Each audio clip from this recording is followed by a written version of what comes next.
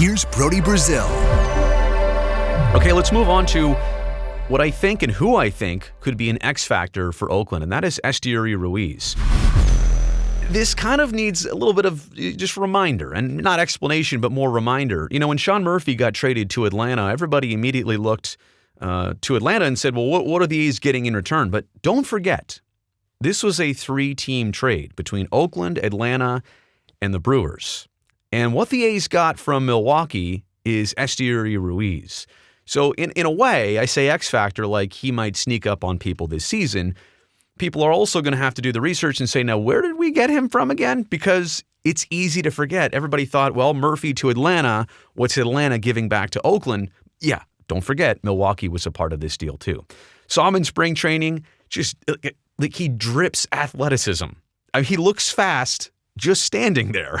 Is that a possibility? Like, have you ever seen somebody who they're not even moving, they're just standing still, and you just look at their build and he looks fast, and he was fast last season. 85 stolen bases in 114 minor league games, and he also played, I think, with 5 different teams, 3 minor league teams and 2 major league teams, the Padres and Brewers. He was traded the mid to late season.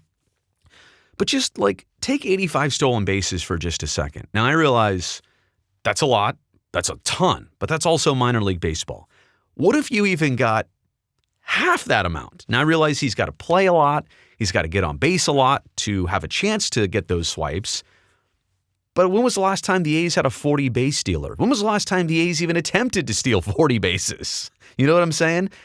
I think a player like Ruiz might be the one to force the issue for Oakland and for Mark Kotsay. And I'm not saying that the A's have been against stealing bags. Like, that's not against their DNA or their game plan. But it hasn't been something they've done a lot of in recent years. And they've had guys that could run. Nick Allen can run. Tony Kemp can run. Ramon Laureano stole a bunch of bases, I believe, was at the beginning of 2021.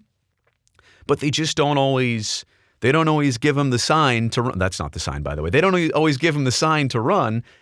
And so we'll see if Ruiz is a player who kind of forces that issue. You're seeing him, by the way, making a spectacular catch out there in center field, and that also needs to be discussed too. It's Ruiz making this roster one that Christian Pache didn't even make. Now, you know he was coming in with completely high expectations. I can't even spell the words out for you. But coming over in the Matt Olson deal, like, you want Christian Pache to do the job. And there were a couple other players in a very crowded outfield that made the team, Ruiz being one of them. So it speaks well in what the A's saw firsthand in their initial impressions with Esteury Ruiz. I love the fact that he wears number 1. By the way, the A's have a number 1 and a number 99 between Ruiz and Jesus Aguilar. That might be a first. I don't know that we've had a 1 and a 99 on the same team at the same time. But he made the cut. He'll be exciting. I want to see the guy get on base. And I don't care how the hits or the walks come, but let's get Esteury Ruiz on base.